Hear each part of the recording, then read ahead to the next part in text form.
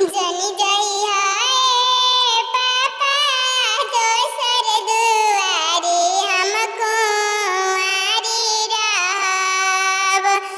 जनी जइहा ए चाचा दोसर दुआरी हम कुंवारी रहब। लइका के पापा मंगिहे 9 लाख दहेजवा तू भी खारी होखबा।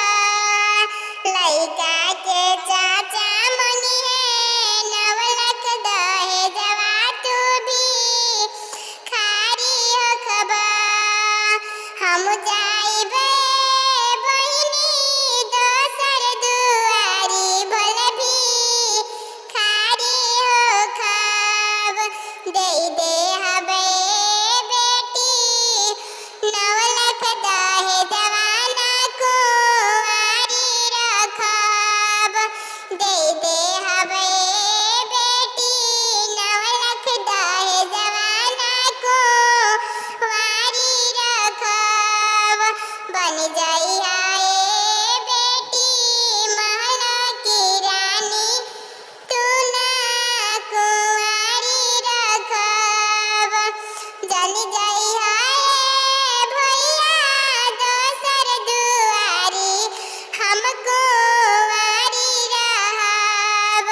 लइका के चाचा मंगिहे गाड़ी सफारी तू भी खारी होखबा। लइका के पापा मंगिहे गाड़ी बुलेटवा तू भी खारी होखबा।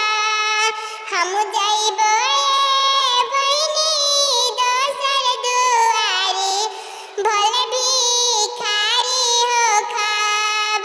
दे हबे बहिनी गाड़ी सफारी ना कुंवारी रखब।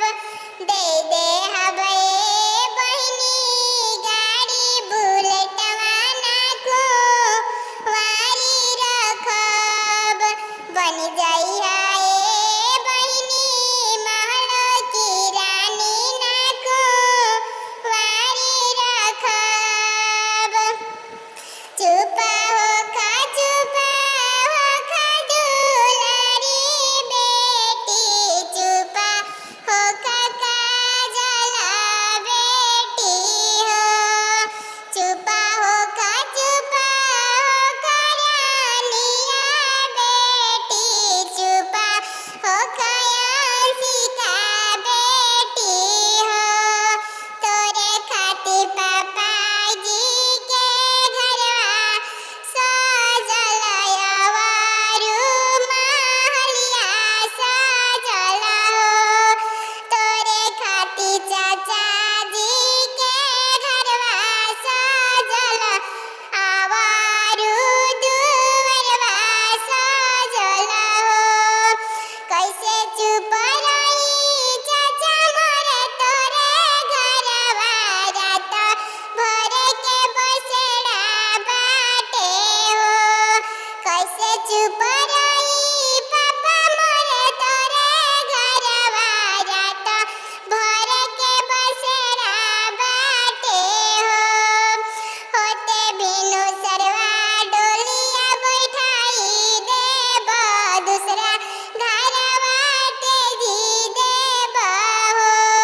होते बिनु सरवा डोलिया बैठाई देब दूसरा घरवा भेजी देब हो।